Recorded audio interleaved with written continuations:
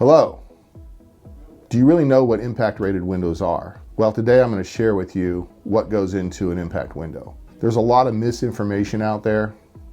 There's a lot of terminology that isn't really code related. Today I want to step you through the building code.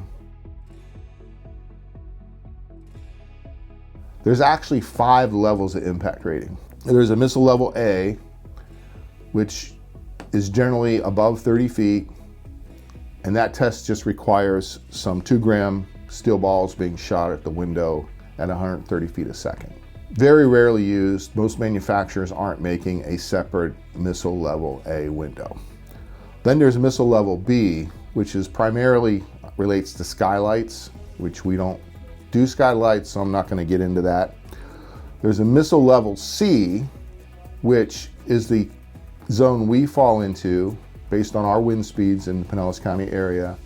And in that case, it's a 2x4 that weighs 4 pounds, shot at 40 feet per second into the window multiple times, multiple locations. And the window has to survive that. Then it has to go on to survive a cycling test of positive negative pressure. Missile level D, that's the most popular by far, and that's what we're going to talk about today.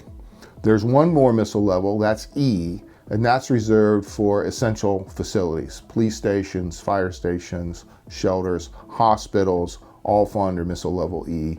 I'm not going to discuss that today because it doesn't pertain to the homeowner. So what is missile level D? It's the most common rating, and it represents what we know as large missile impact. It's to protect against the strongest storms and hurricanes. The test involves shooting a 9-pound 2x4 shot at 50 feet a second at multiple locations on the glass in the window frame, and then a cycling test of positive and negative pressure is applied to the window to ensure that the window can sustain the wind pressures even after the glass has been fractured. There's 4 wind zones that we look at in Florida. There's a wind zone 1, there's a wind zone 2, there's a wind zone 3, which is where we fall into here in the west coast of Florida. And then there's a wind zone that's called the high velocity wind zone, which is just comprised of Miami-Dade counties only. So today I want to show you what goes into making an impact window.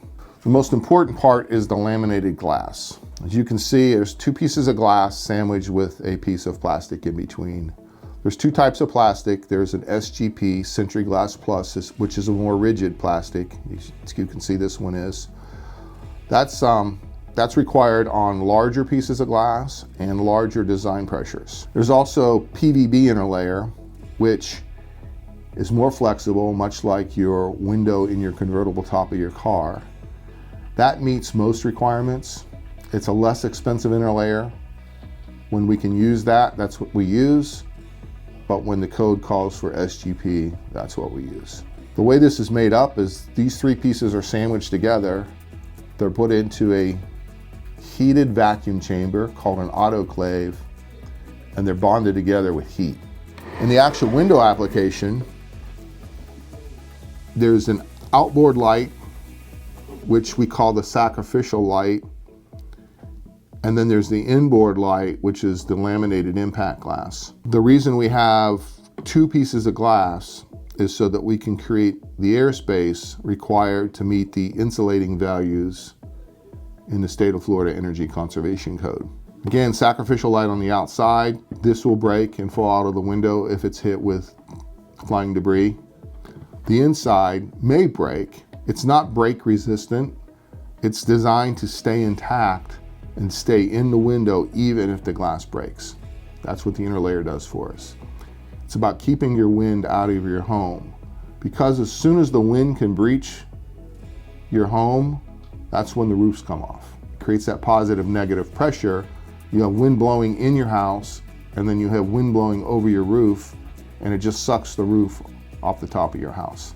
That's why your entire perimeter of your house has to be protected. Your garage doors, your swing doors, your sliding glass doors, your windows. Once you've hurricane hardened your home, it's much more likely to withstand the storm than it would have been before you hurricane hardened it. So now that you know a little bit more about impact windows than you did before, it can be complicated. That's why we're here. We want to be your experts in the storm protection industry, I can guarantee you that we will never install anything that doesn't meet or exceed the Florida Building Code in your home.